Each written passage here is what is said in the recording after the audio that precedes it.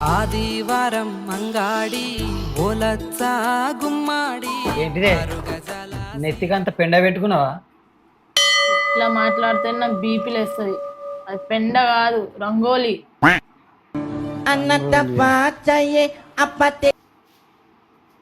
Hello ఆ, సరే సరే. గమన పక్క గల్లి రాజేశం ఉన్నాడా? ఆ, వాళ్ళ కొడుకు పెళ్ళి 2 నెలలు అవుతుంది కదా, అవును. విడాకులు తీసుకుంటారట.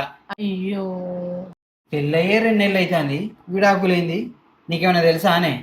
దాంట్లో తెలుసుడేమున్నది? మగాడు పెళ్లికి ముందు ఎట్లుంటాడో పెళ్లి తర్వాత కూడా అట్లుంటే విడాకులు ఎందుకు అవుతాయి?